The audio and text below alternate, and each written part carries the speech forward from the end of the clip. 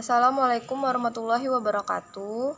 Perkenalkan, kami dari kelompok 1 akan membahas bab pertama, yaitu pendahuluan dan konsep dasar. Untuk materi yang pertama, saya akan membahas materi tentang peranan uang dalam perekonomian.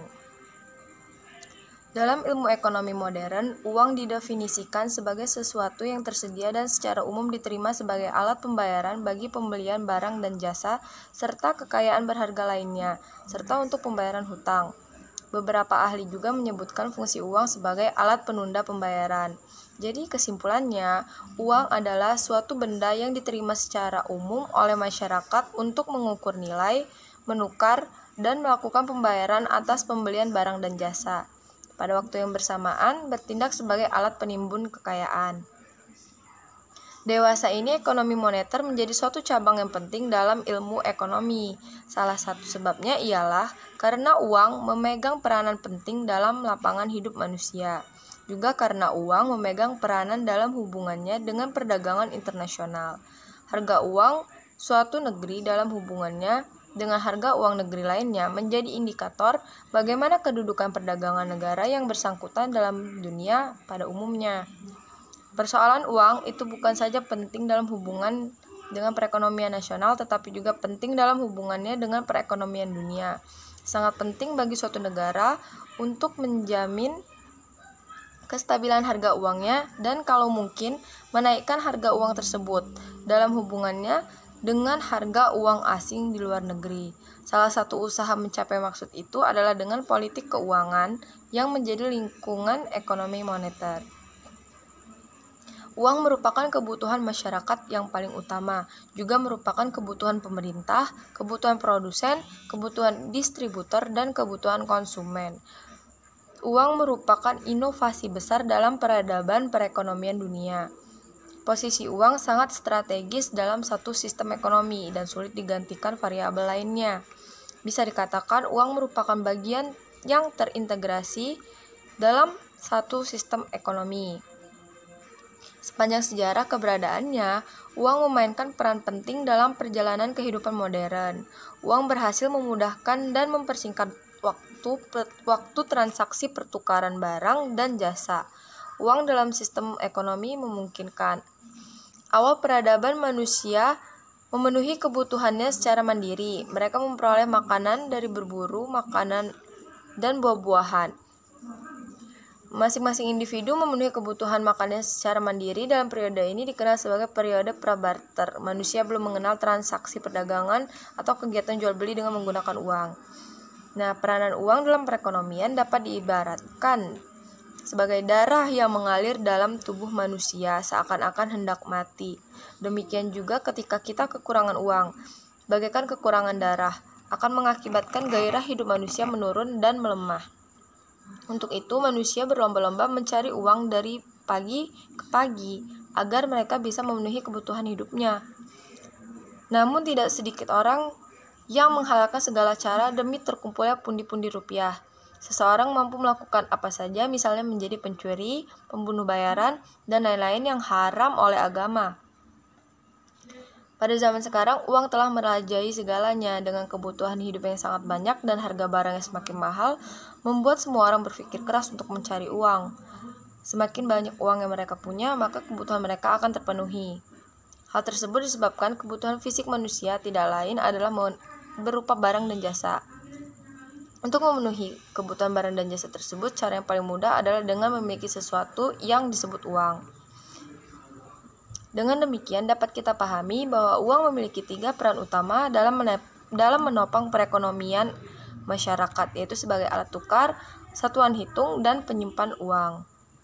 Yang pertama, uang sebagai alat tukar, yaitu dengan adanya uang, seseorang bisa menukarkan apa saja yang mereka inginkan, yaitu dengan perkembangan zaman sekarang, kebutuhan hidup semakin banyak, dan dengan sifat manusia yang tidak pernah merasa cukup dan merasa puas, dengan adanya uang, mereka mampu mencukupi dan memuaskan apa saja yang mereka inginkan.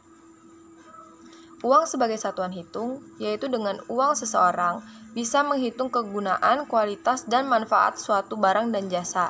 Karena semakin mahal barang dan jasa, maka kualitas dan mutu barang ataupun jasa itu akan semakin baik.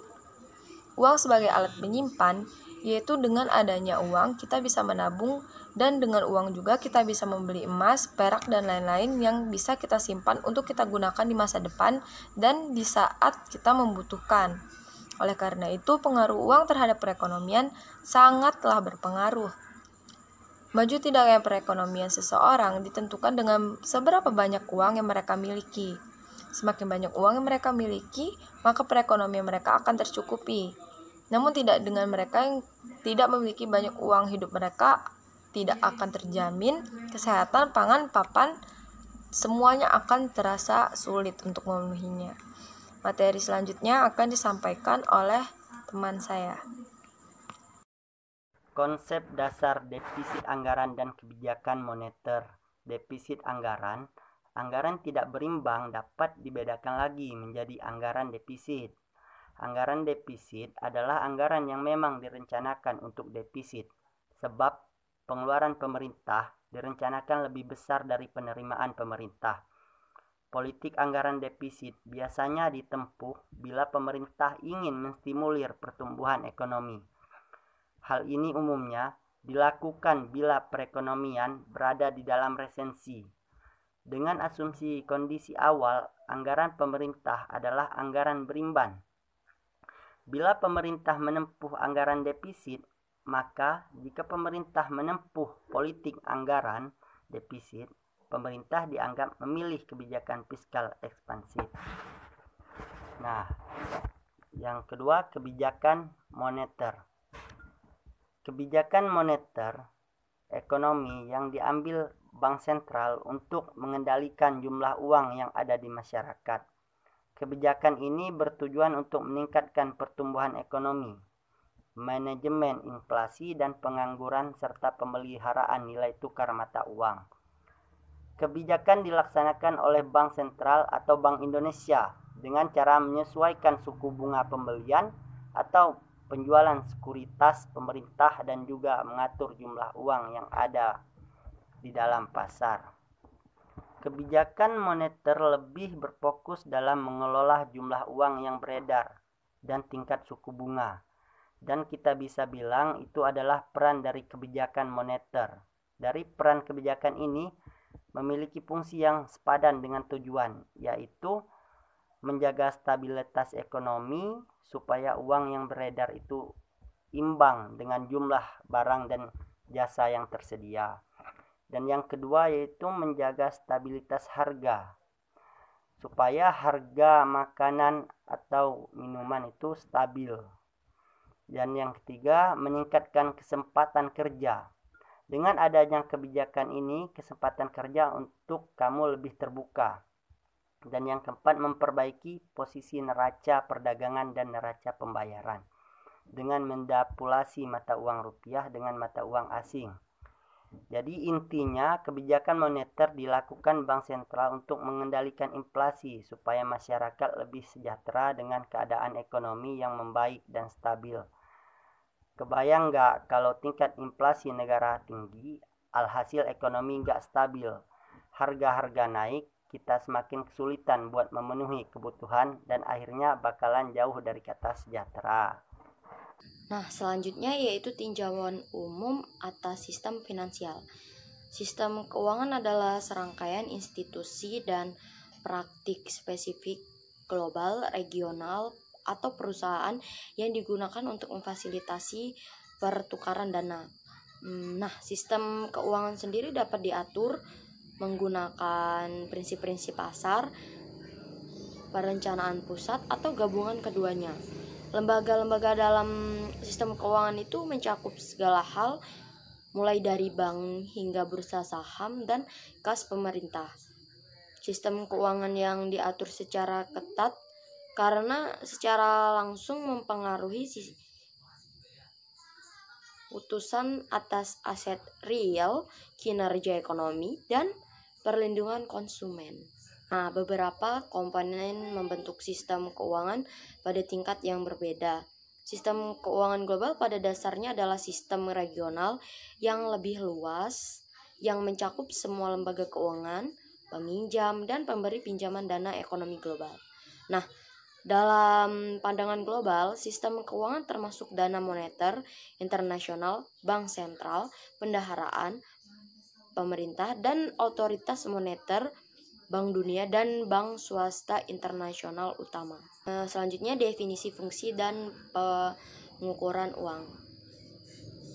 Uang tidak lain adalah segala sesuatu yang dapat dipakai atau diterima untuk melakukan pembayaran, baik barang, jasa, maupun utang.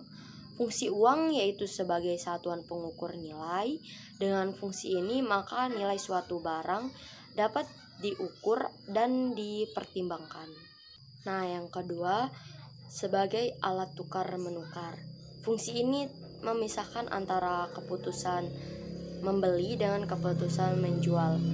Dan yang terakhir yaitu sebagai alat penimbun atau penyimpan kekayaan. Karena kekayaan seseorang itu dapat berupa barang atau uang.